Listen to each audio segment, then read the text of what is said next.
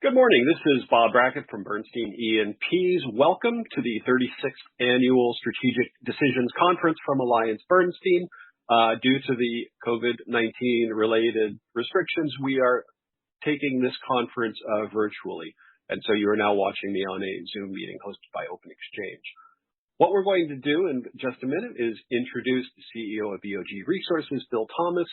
He is going to talk for perhaps 10 to 15 minutes with some slides that we'll present, and then we'll move into a Q&A session. There's a couple of technologies that we're going to try to use during this session.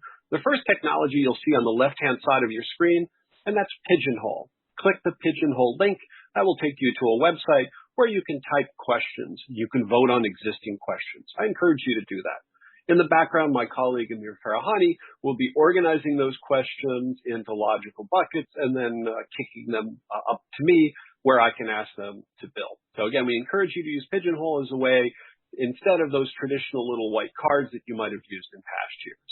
There's another technology that I'd like to talk about, which is ProCensus.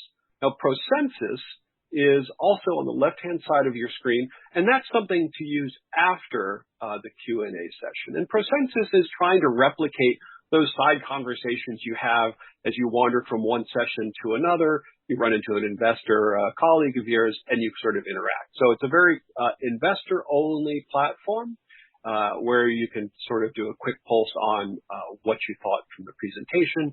Did it change your mind, and what were some of the insights you took away? So I encourage you to use both in order to connect with the investor community. With that, I will kick it off to Bill Thomas. He is also on the Zoom, and I will also move over to project some slides. Give me 1 second. There we go. All right. Well, thank you very much, Bob. The first slide there, we appreciate Bernstein and Bob, particularly you great analytical work over the years, and we certainly appreciate everybody that's tuned in to listen to our story today. We appreciate your interest in energy and particularly to EOG.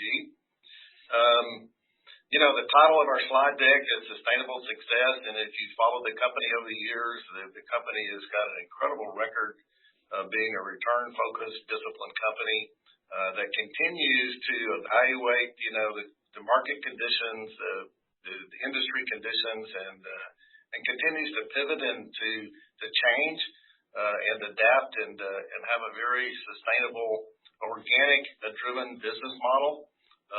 And the company's in incredible shape. I'm fixing to go over some numbers here in a minute to emerge from this downturn. And so let's start with the next slide. Bob, just skip the second one and go to number 3. As we all know, we're in an unprecedented commodity price environment. The whole world is in a very unprecedented time with the COVID-19 situation across the world. There's a demand destruction for petroleum products driven by an incredible amount of people.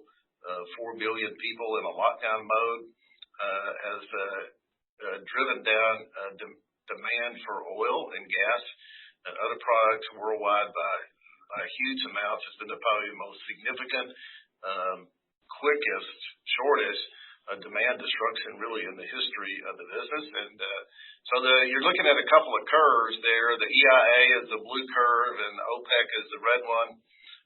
And then the black curve is the price of WTI oil. So the two curves, the EIA and OPEC, are demand, and you see the dramatic demand destruction. So the other part of the business is what's happened to supply has also been equally dramatic. The OPEC Plus group has agreed to an unprecedented cut, nearly 10 million barrels of oil per day.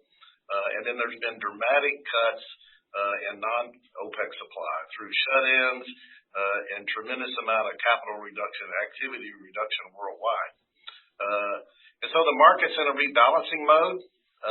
This WTI oil price there is a couple of weeks ago. It's firmed up a little bit, but you can see really oil price is really trailing what we think and other people think that demand recovery will happen, and the balancing of supply has been more dramatic. The more supply has been taking offline than people first expected it. And the other thing on demand has not been quite as severe as people expected it. So the markets recognize that, and oil prices are beginning to recover. But we still think the recovery is going to outpace the current strip price of oil. So specifically about EOG, the next slide, Bob. We entered this year with quite a different outlook than we have right now. So as the downturn hit, we refocused the company on some strategic points that I'm going to talk about here to manage through this downturn. The first one is that every dollar, and this has always been the case with EOG, every dollar we spend at EOG must generate a really good return. So as we look at we do have some capital expenditures remaining of the year.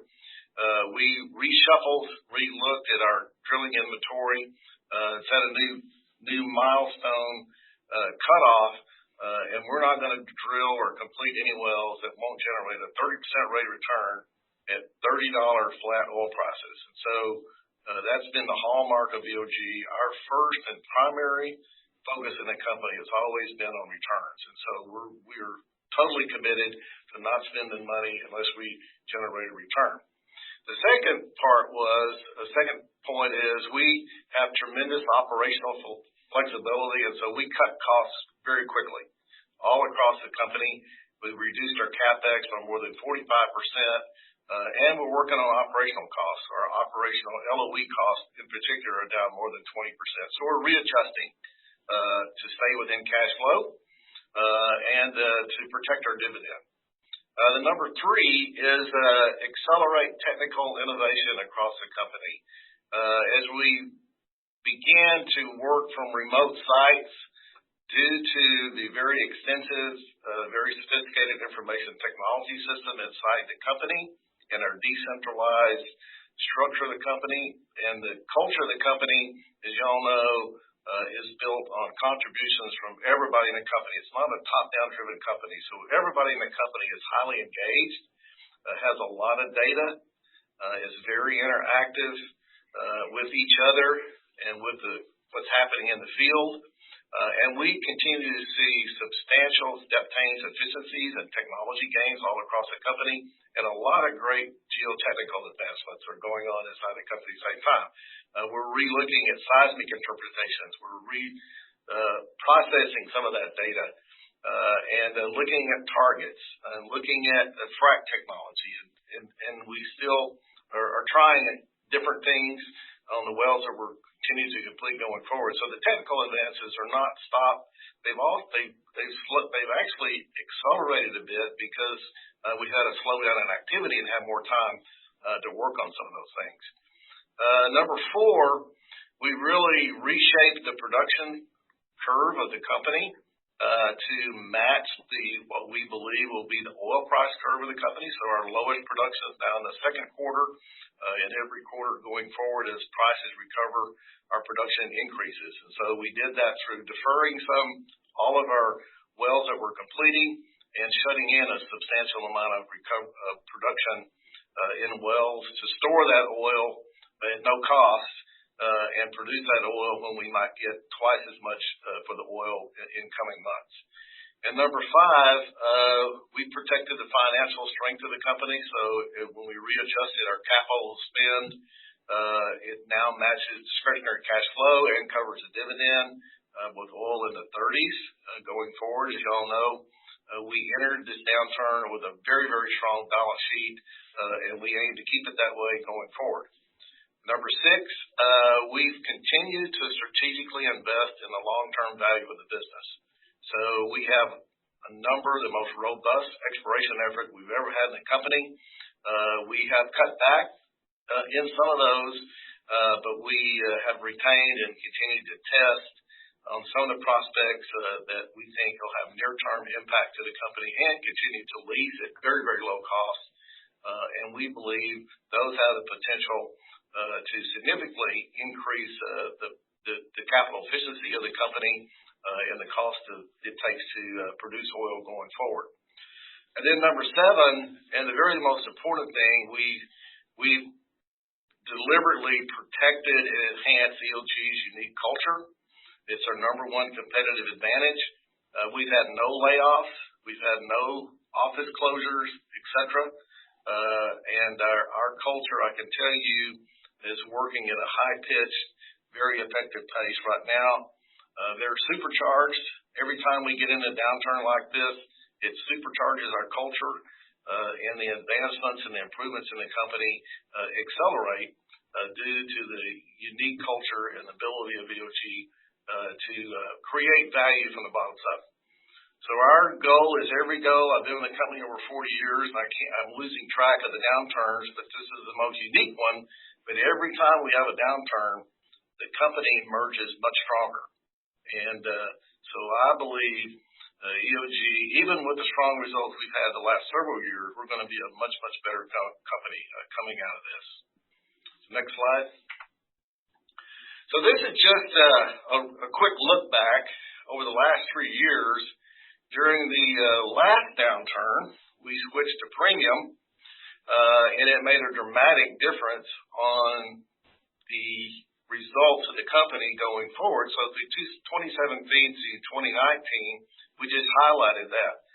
So we produced, we believe, an industry-leading return on capital employed of 14% over the last 3 years. All this was based on an average oil price of $58, which was what we had. In addition, we increased our dividend to 124%. We had $4.6 billion of free cash flow. We reduced our net debt to about $4 billion. We grew production by an average of 14% per year, and we increased our proved reserves by 55%. And so it's a fantastic financial performance of EOG. And again, that was based on $55 oil and who we were then. So now as we emerge out of this downturn, we believe we're going to be a substantially lower cost, more capital efficient company going forward. And so if we have a price recovery that's anywhere close to $58 oil, which we think is possible, the company's got a fantastic future ahead. The last slide. And just to look and compare EOG versus the large cap peers in the business, there's been a lot of criticism on the shale business about outspending cash flow, ruining their balance sheets, increasing debt, and not generating very good returns. Well, I'm here to say, by looking back at that last slide with those numbers, and looking at this slide, this is the amount of capex to discretionary cash flow that EOG spent versus the rest of the industry. And you can see that EOG is one of the most disciplined companies in the group. We spent an average of about 80% of our discretionary cash flow capex. The rest, we built the best industry-leading balance sheet. We generated super strong return on capital employed, and we grew the company substantially in reserve potential and production potential during those 3 years. And we did it with only spending about 80% of our discretionary cash flow. So we've been a very disciplined company for a long time, and we've been focused on returns. And again, when you think about EOG going forward, you need to think about our results in the past and where we're headed in the future. And I'm more excited about EOG's futures than I've ever really been in the history of the business. And one of the reasons I'm excited about it is because there's been a disciplined process going on in the industry for the last several years, driven by investors, driven by capital availability to the industry. And I believe, the industry is marching towards EOG. I don't think they have the capital efficiency that EOG has, but I think the discipline is marching that way. And I think this downturn has accelerated the process. So when we emerge out of the downturn, I think you're going to see a hyper-disciplined industry versus the past. And that's going to be good for all of us. That will take the pressure off of OPEC. They won't be worried about the U.S. taking market share anymore. They'll be more in control of future oil prices. I think we may have a more stable oil price, a more positive outlook for oil prices going forward, and a much more disciplined industry. And so as we emerge from this downturn, I think that certainly EOG is going to be in a much better position to perform even better than we've been in the past, because we're getting better very fast. But I think the price environment might be in better shape going forward too. So anyhow, thank you very much for listening, and I'll turn it back over to you, Bob, for the Q&A part. Great. Thank you so much for that. I will stop sharing that screen. And then again, to remind everybody, the way we're going to execute this is using the pigeonhole. And I can see we start to get a few questions in there. And you don't even have to ask a question. You can also simply use pigeonhole to vote on questions. And what I'd like to do is, as the questions come in, I'm going to try to structure the Q&A in the shape of a pyramid. We're going to start at the very high level and kind of work our way down. And so, what I'd like to do, you mentioned that this was the most unique price cycle that you'd seen, Bill. What do you mean by, how does it stack up with other price cycles? How is it the same, and kind of how is it different? Yeah, I think we can all agree this is a kind of a life experience in so many different ways. But, in our business, there was such a rapid, dramatic shutdown all over the world that affected demand. So you had just almost instantaneous demand drop. And at the same time, we were all forced to,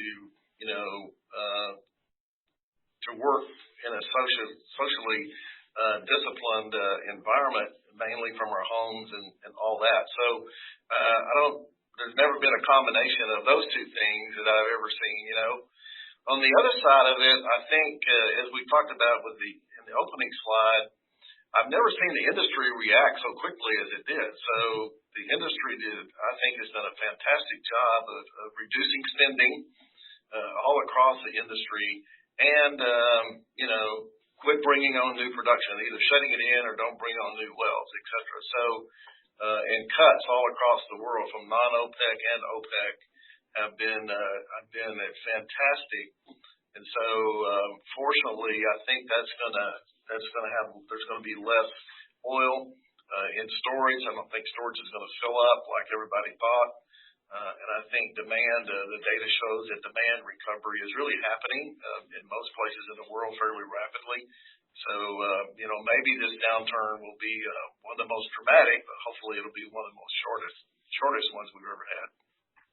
And feeding off a comment you made, if we think about shale and that the pressure is put on OPEC in the past years, shale started the year around 8 million barrels a day. It's probably going to shrink toward 6-something million barrels a day to start next year. If you add up all of the pipes that have built in the Permian and in the Bakken, Eagle Ford, et cetera, there's north of 10 million barrels a day of takeaway that's ready to move shale oil. You mentioned that shale might not be taking market share.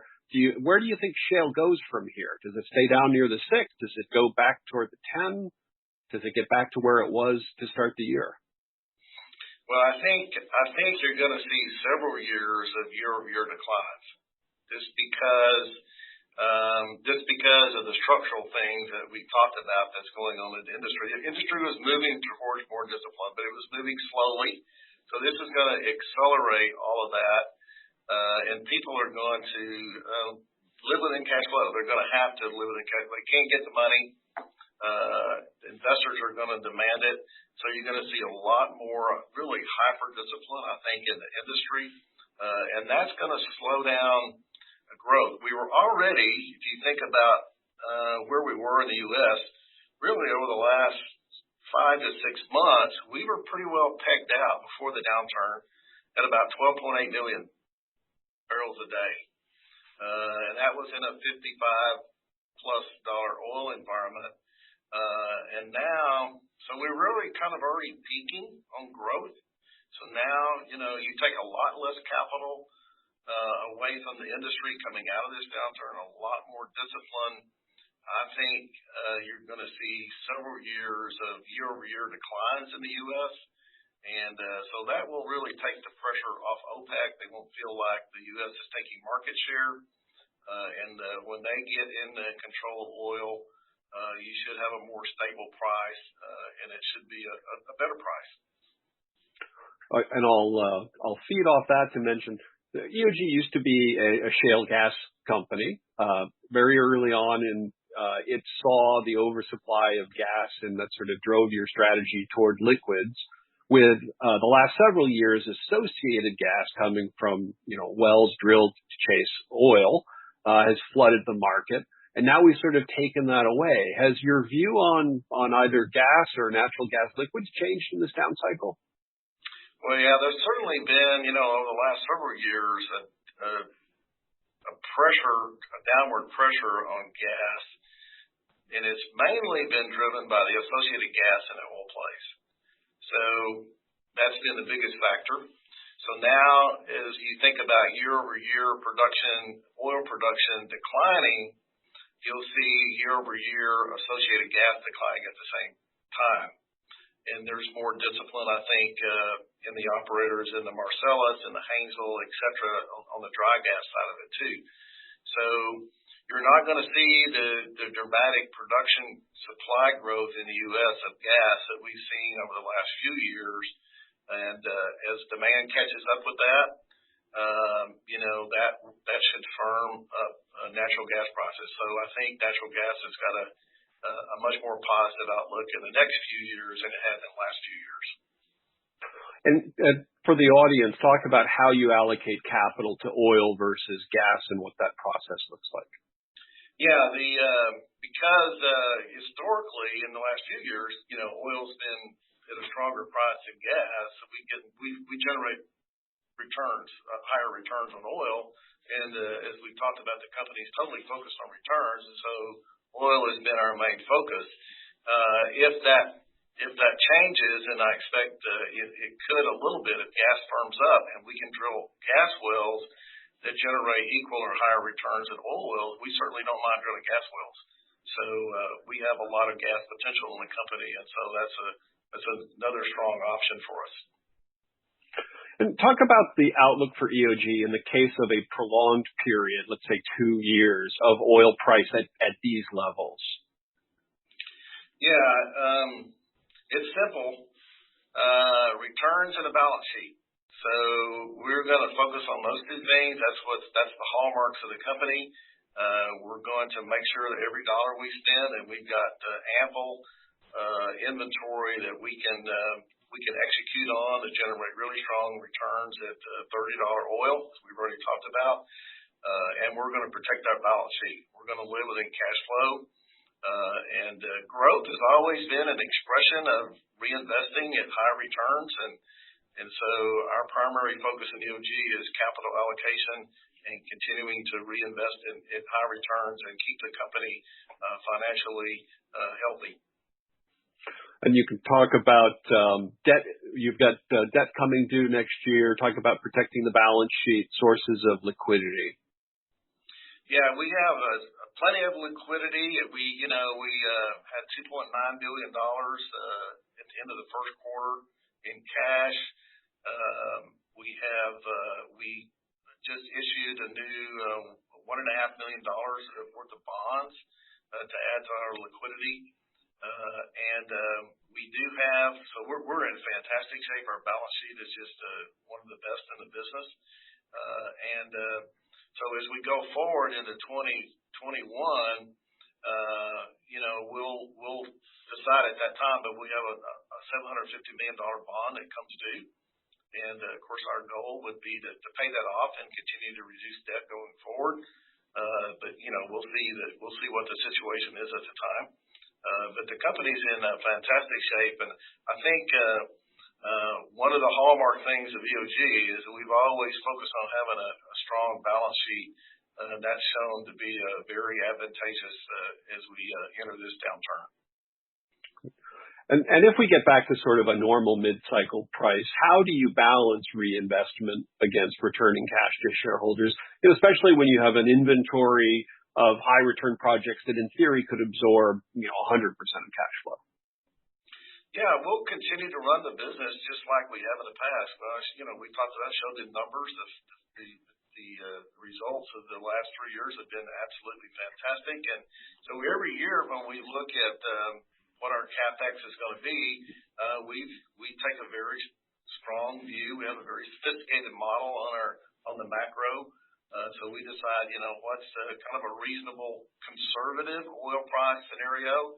And then we want to continue to reduce debt. We want to continue to return cash to shareholders through a sustainable and growing dividend. And we want to generate a significant amount of free cash flow every year.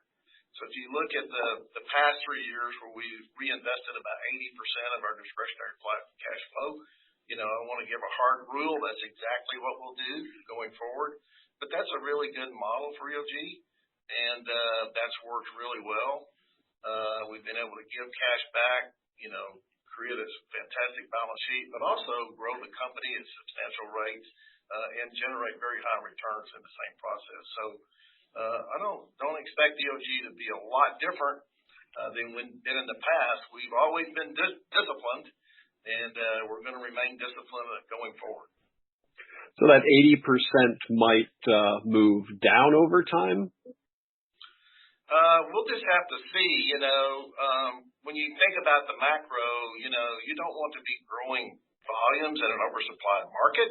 That's not advantageous for anybody. And so we look at when I say our view of the macro, it's really how stable is the macro? What are some of the things that could hiccup the price environment that we're in? So we take those into factor also.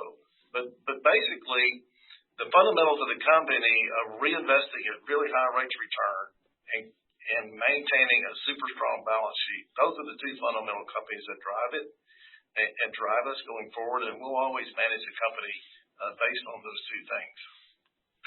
And you mentioned the industry sort of moving towards an EOG in terms of that capital discipline. So do you see the industry moving to a world of spending, 80% of cash flow? And do you see the industry chasing the next upcycle?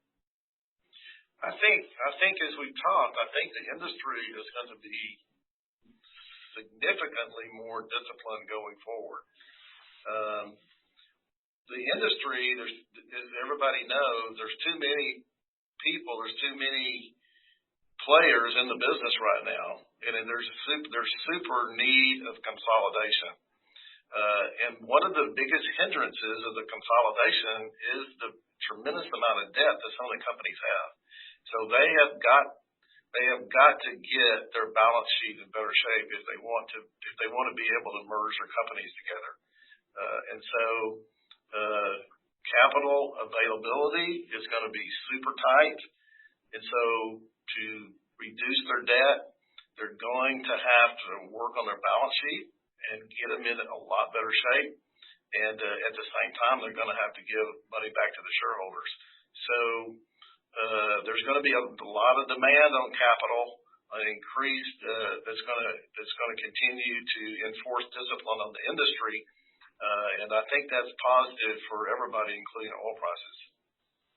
So you mentioned industry consolidation. If we go back to sort of the late 90s, we saw the era of the mega mergers, the BP Amoco-Arcos and the Conocos and the Phillips and the Chevrons and the Texacos and the Exxons and the Mobiles, and the list goes on and on and on. And the industry certainly in the U.S. consolidated almost from the top down. How does the industry consolidate this time? And then I'm going to follow up and ask about EOG consolidating. Yeah, I think it's a very unique time in the business. I think there's not as many acquirers as there is people that want to be acquired. So you've got really a very, very short list of people that really could be in a position to buy somebody, and a very, very long list of people that want to be bought. So that's making it difficult, along with the balance sheet, on the consolidation in the industry. So I think there will be some, but people are going to have to get their business in shape if they expect to be bought. And then that list of potential acquirers would be companies with liquidity, strong balance sheets, ability to evaluate reservoirs. Where does EOG fit into the role of consolidator or consolidatee? Yeah, I know everybody's heard me say this a million times, but we're not interested in large corporate M&A, expensive corporate M&A, and so there's nothing changed there. We run our business, as I said before, on returns. And so for us to do an acquisition, whether it's a small one or a big one, it has to compete on a return basis to our organic process of generating new inventory through exploration. And right now we continue to have, I see, the most robust exploration inventory projects going on that we've ever had in the company. And we're acquiring that at very, very low cost. And we just don't need more inventory. We just need better inventory, and that's really the focus of the company. So for us to buy somebody, they have to have something that would be incrementally better inventory or equal or better inventory than we currently have. You'd have to have a lot of cost synergies and other things built into that, and you can't absorb a lot of debt in the process. So we look at all companies, and we run numbers on things all the time, and we're not opposed to doing something. It just has to be a high rate of return deal, like our organic has to compete with what we're doing organically, and it just makes it very, very difficult for any acquisition to pass that hurdle. We do continue to do and look at bolt-on acquisitions where we buy pieces of property or pieces of companies that supplement our exploration efforts. If we can get those at low cost, we don't mind doing those kind of things. But a large corporate deal is very unlikely with EOG. Yeah, part of the reality seems that if you were a mid or small or mid cap E&P with fantastic inventory, almost by definition you would have been successful over the last 5 years. Unless you just had really terrible cost structures or really terrible management. So there don't seem to be a ton of opportunities of world-class inventory being mismanaged in the market today. It's somewhat efficient. No, I think that's correct. That's exactly right. Talk about, and especially given, we've sort of felt this year, we started the year with a lot of interest in ESG from the investor base. There's a lot of longer-term forces that are moving toward a world of ESG. The oil and gas sector is clearly, in the crosshairs of a world of ESG and an energy transition. Yeah. So, talk a little about ESG sort of before COVID-19, and then sort of talk about has it changed and how is it evolving? Well, I don't think there's going to be any emphasis at all taken off the importance of ESG. It's very important for all of us to be good stewards of the environment and the world we live in. And I truly believe that our industry can be part of the solution and not part of the problem. And as EOG is, I think, emerged as one of the more proactive ESG companies in the business, we're really focused on coming up with innovative ideas, creative ideas, and cost-effective, return-focused ideas that can continue to substantially reduce our emissions going forward. So our culture has embraced EOG just like it has other parts of our business. So really, we have a ton of new ideas, a lot of technical efficiency things that we're working on. We're getting very close to completing our first solar natural gas power station to generate electricity for compression in New Mexico. We'll be through with that within the next really month or so and be putting that online. And we have a lot of other innovative ideas. And so we look forward to being part of the solution to the energy transition going forward and leading in that effort. And I think certainly culture, and our folks are really excited about it and excited about our potential to do that. In what inning are we in related to innovation in shale? It's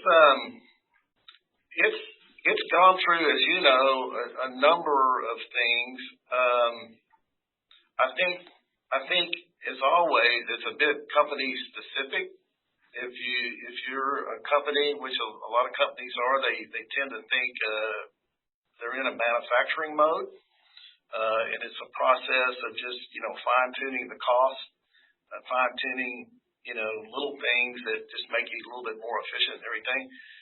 That's not the mode that EOG's in, and so we never run out of things to improve on. Every time we improve one thing, we turn around and look, and there's 1,000 other things that we can continue to work on.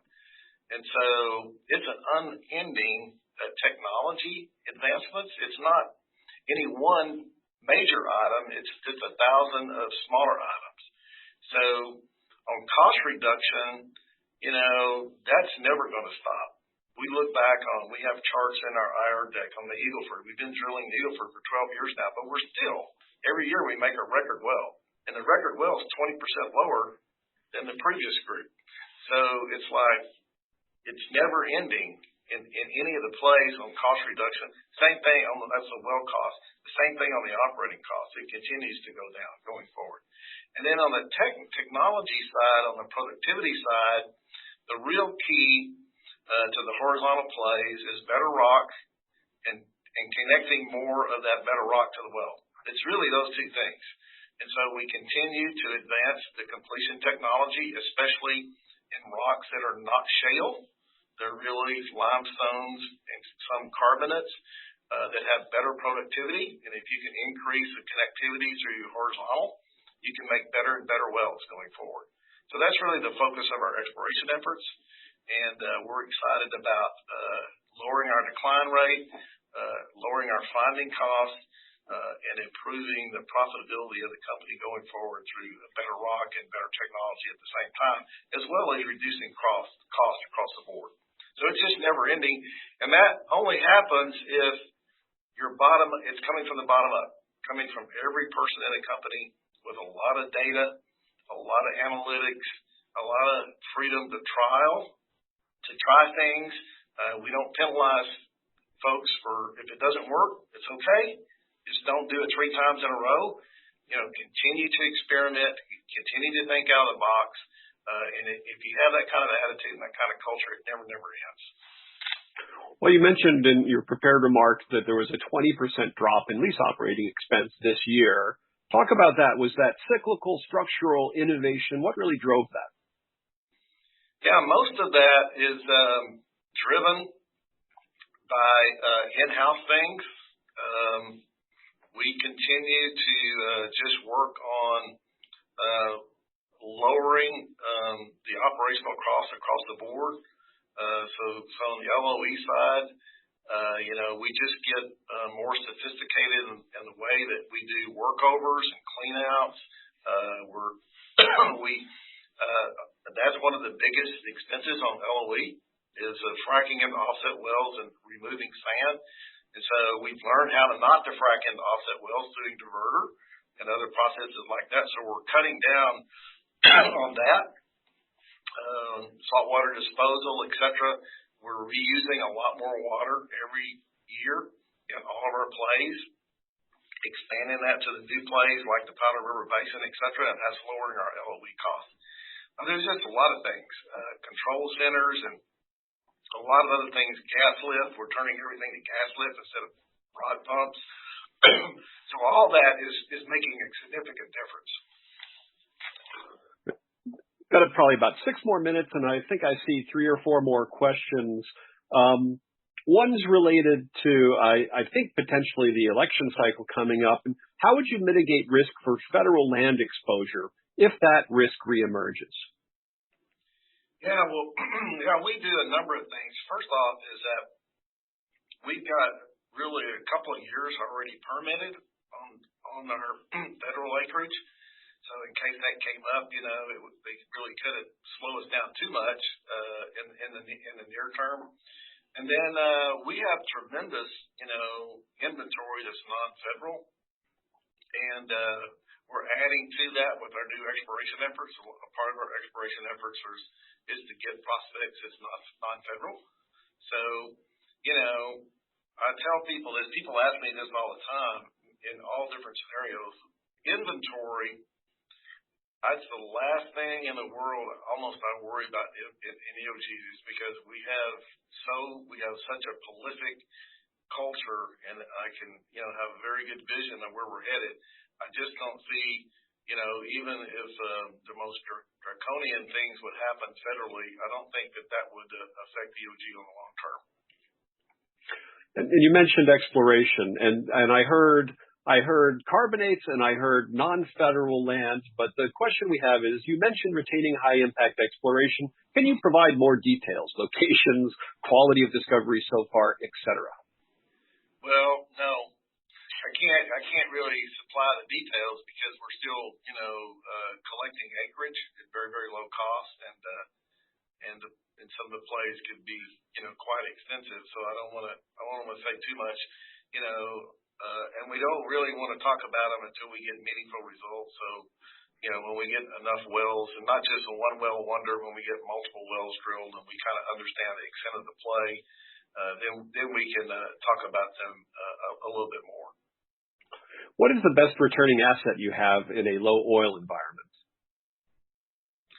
Well, I think the most amount of potential we have right now is in the Permian. So, that's the highest return now, and it certainly would be, at any price, it would be the highest return. But the Eagle Ford, because we have a little bit higher netback prices there, it's a little bit more oily. It's very, very high return. We've got substantial inventory left there. We're just a little bit over half drilled up there, so we've got plenty of running room there. And then there's some new slides in the IR deck this quarter on the Powder River Basin, and I encourage people to look at that. We've made very significant improvements through completion technology and targeting, and the well productivity is really going up very strongly. And we're also reducing costs there very substantially. And we've got plans to continue to reduce that with EOG sand and water and infrastructure we've got going on there. So we've got a lot of those are the three biggest plays, and they all have substantial running room. You mentioned retaining high impact. What production growth rate would reflect the hyper-disciplined U.S. shale view that you expressed, both for EOG and U.S. shale in general? Well, for the whole industry in general, I think we're not going to see year-over-year production growth for at least several years, and maybe longer than that. So I think there'll be some companies growing, but there'll be a lot of companies still declining, and they really kind of be in a maintenance mode as an industry. For EOG specifically, as I said, the fundamentals have not changed. We're going to reinvest at a high rate of return. Reinvesting at high rates of returns are the fundamentals of the company, and growth is just a natural expression of that. So if we reinvest something around 80% of our discretionary cash flow, that's the best way to create the highest return on capital employed, discretionary cash flow per share growth, earnings per share growth, free cash flow potential. All those metrics are better as we reinvest at high rates of return, and we keep about the same balance that we've had in the past. So the fundamentals of EOG have not changed. Well, that's fantastic. We're hitting the 45-minute mark. I want to thank you, Bill, and certainly thank the audience for joining us. I want to remind the audience to go click on your ProCensus link so that you can give real time and receive and see what other investors are saying in real time as we transition from this presentation to other presentations over the coming days. Thank you all, and again, thank you, Bill. Thank you, Bob. I appreciate it. Thank you all for listening.